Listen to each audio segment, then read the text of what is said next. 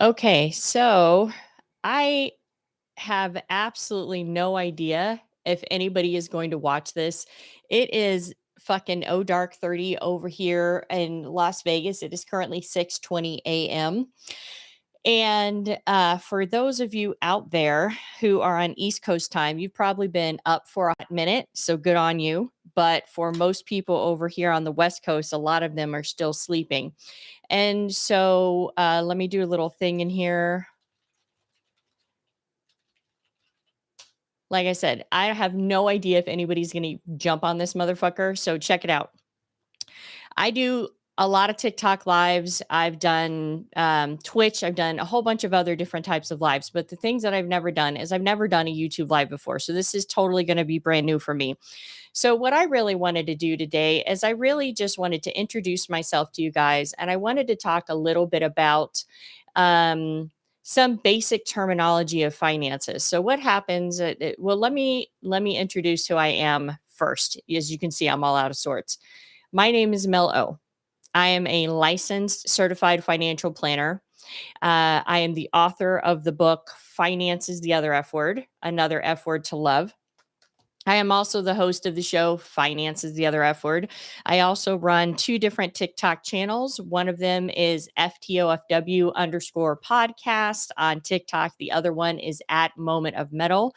And so I'm very used to doing lives, but I've never done a live YouTube before. So I have no idea how this is going to look. I don't know how it's going to sound. I have no fucking clue about any of it. So, what I want to do in these shows is I like to teach people about financial literacy. And I think that there has been a benefit that my industry has derived from keeping people in the dark about finances. So, what I mean by that is this.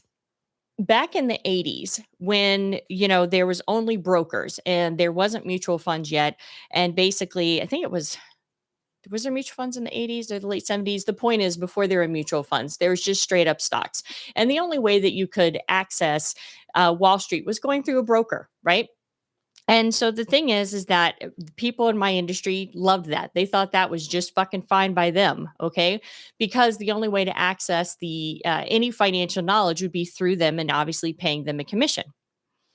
So then we had mutual funds that came along, and mutual funds helped out slightly in the fact that they made it a little bit easier for people to invest.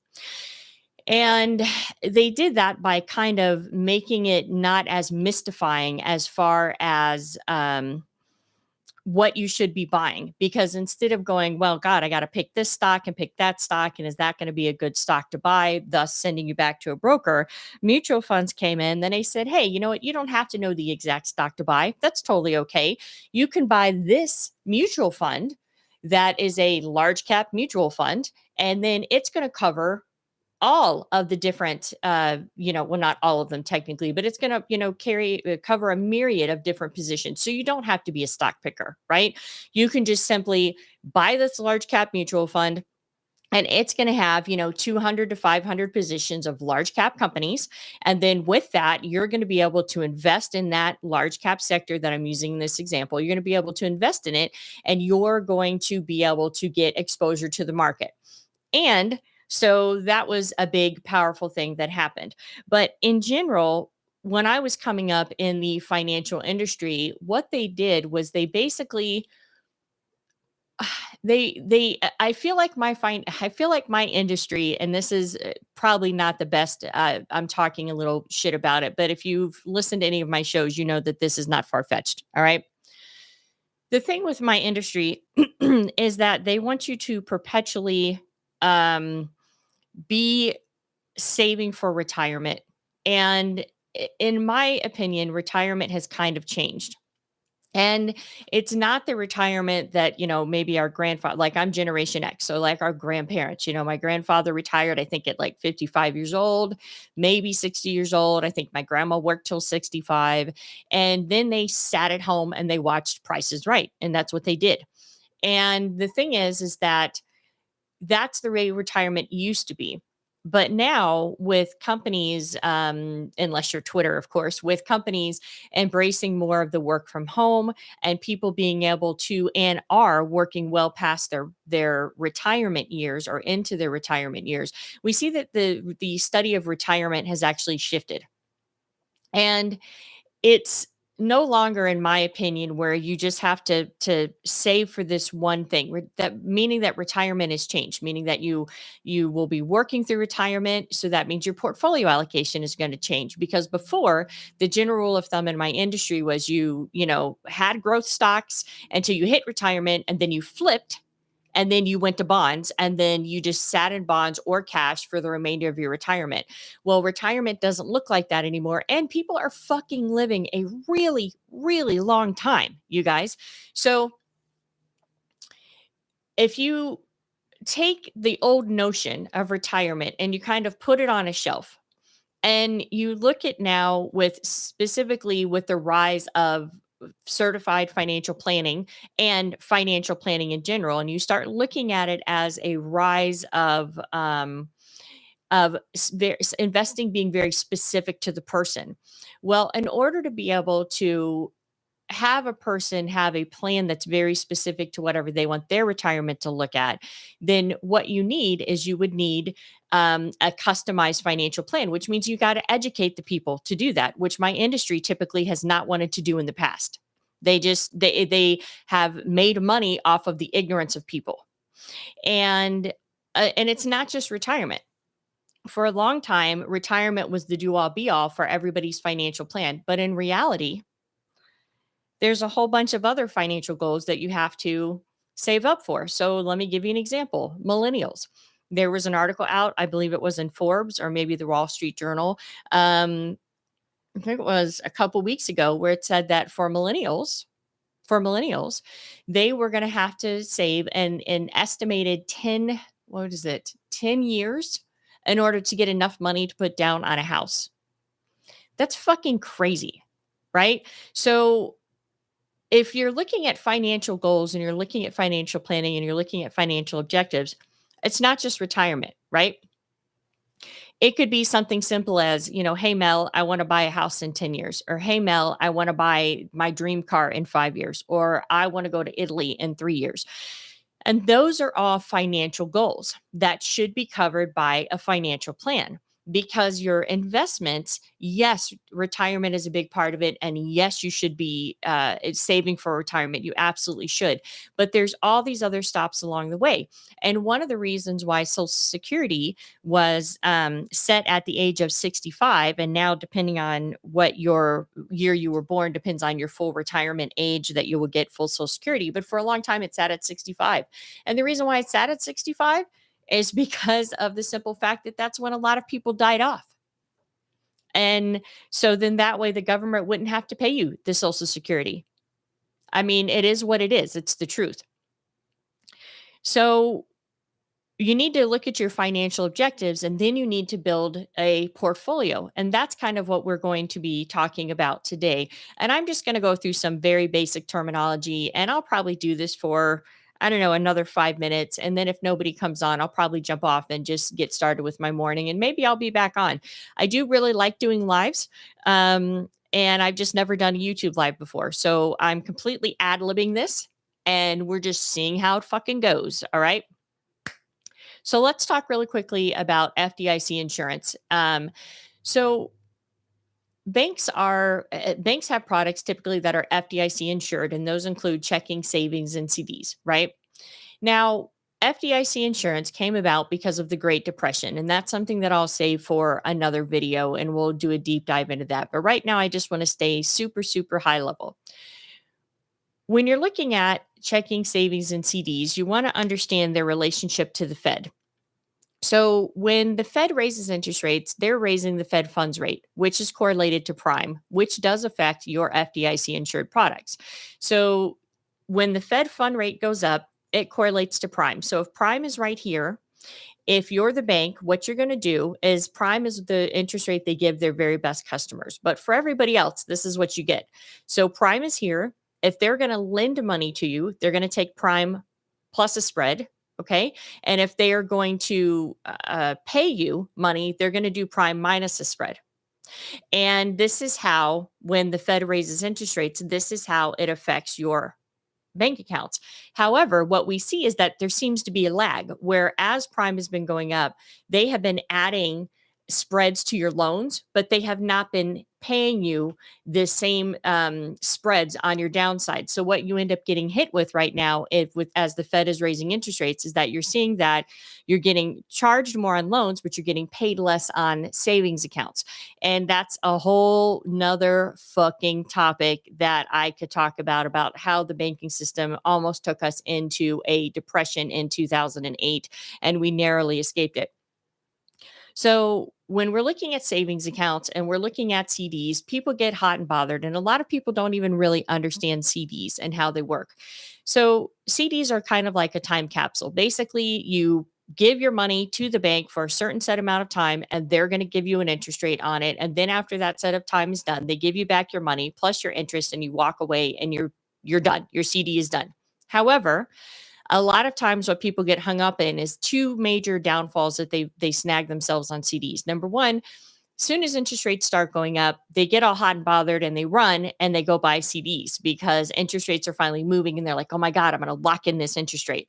Well, yes, but if you're in a raising interest rate environment, then what happens is that if you go and you buy a CD right when interest rates start going up, you have locked in at, yes, a higher interest rate than you had before previously, but you have not locked in to the higher interest rate that is coming down the road. So when you're in a raising interest rate environment, you really want to be careful, and you want to make sure that if you're purchasing CDs, that they are actually serving a good place within your portfolio. And so that's the thing to be cautious with CDs. The other thing that hangs people up on CDs is the way that the interest is quoted. So, for instance, I had a story when I worked at the bank, because I've been in banking for a number of years, where a lady came in. We had a CD that was a 9-month CD, but banks have to quote in yield, annual percentage yield. And so they said annual percentage yield, and it was a 9-month CD with a 3% annual percentage yield. And the lady could not understand that she was not getting 3%. So we tried to explain to her that it's annual percentage yield. Annual is 12 months. You're only holding it for 9 months. Therefore, you're not going to be getting the full 3%. She could not understand it. I think we talked to her for 30 minutes and she did not ultimately get it. And I think she left. I don't even think she got the CD, because somehow she thought that we were trying to get one over on her. And we're not trying to get one over on her. That's just the way that it's quoted, right? It's quoted in annual percentage yield. In comparison to that, when we're talking about loans, and we do annual percentage rate, that is also charged in annual percentage. So if you look at, a savings account that has, I don't know, a 1% interest rate, it might have a 1.01% annual percentage yield. If you're looking at a car loan or a mortgage that has an interest rate of 3%, you might find that it's actually APR is actually 3.26% because of the compounding interest, and it is quoted under an annual cycle. So it's important when you're dealing with FDIC insurance that you understand how the compounding works, both for you and both against you, because your savings account interest compounds, which is positive, but your loans also compound, which is not good. And so do your credit card rates. And so as the Fed is raising interest rates, these are the things that you want to keep note of and you want to keep abreast of when you're looking at FDIC insured things. And with all of that, FDIC insured products gets a really bad rep in my industry. And actually, let me take that back. It's not in my industry. It's among people on social media who don't know any better. And I say that gingerly, but they don't know any better. And so they think, why would you put your money in something that's FDIC insured when you could put it in the market and make all of this money? Well, because before you do any financial plan, your jumping off point is always something that's FDIC insured if you're doing it right. Okay. If you're just going to go balls out and you just want to fucking invest in the market because you want to feel, like you're investing and you're doing something, okay, that's something different. But if you're being smart and tactical about it, your plan needs to start with an FDIC insured account, because you need to make sure that you have a well-funded emergency fund, because the market, like now is a good example, the market does this and sometimes it does this, which is what it's doing right now, right? So the thing is that if you do not have a well-stocked emergency fund and the market is going crazy on you and you have an emergency that comes through, then if you have to sell out of your investment holdings in the stock market, then what happens is you're going to be selling at a potential loss, which is not fucking good, right? Or what happens is that you could have money in a savings account that is FDIC insured, that is not subject to market fluctuations. Something shit goes awry in your life, and instead of pulling money out of your investments and selling at a loss, you go to your savings account and you pull the money from that. And then at a time that's more appropriate, you can sell out of investments and you can replenish your savings account if need be. So don't don't get it twisted that FDIC insured accounts are not important, or that savings accounts are for people who don't know how to invest or don't want to invest, because that's actually completely not true. Um, FDIC insurance used to be for $100,000, and now in 2008, ironically, because of the banking system, FDIC insurance, which insures the banking system and your accounts in it, or insures your accounts in the banking system, had to be stepped up to 250,000. And so it used to be that a lot of the older generations, like the boomers and the I think it's a silent generation, they would run around from bank to bank to bank and they would put money in all the banks to make sure all of their money was insured. But that's not really how FDIC insurance works. Basically, it's 250,000. It's per bank, but it's also per person. So it also comes down to titling and how you title an account. So it's very possible that you can have FDIC insured products and you can have them for higher dollar amounts. So I think I've been on here about 16 minutes. I'm going to jump off. Again, this was my first YouTube live. I don't know if this goes to my channel or not, or I don't know if I can take it down or it stays there. I don't know what the fuck is happening, but it was fun regardless. And hopefully, if you guys are watching this after the fact, that you are learning something. And you can always, find me on TikTok at FTOFW_podcast, or you can always find me at Moment of Metal. I have videos up for both of those things on my channel. I also have my book, Finance is the Other F Word, Another F Word to Love, that's available on Amazon, Barnes and Noble, and Target. And also, I have do it yourself packages at Hot Moon Financial. You can probably see the sign behind me. That's my investment company, Hot Moon Financial. You can go there and you can look at some lower price point packages that can help you do a financial plan for yourself. And with that, I'm going to figure out how to end this, and I am out this bitch.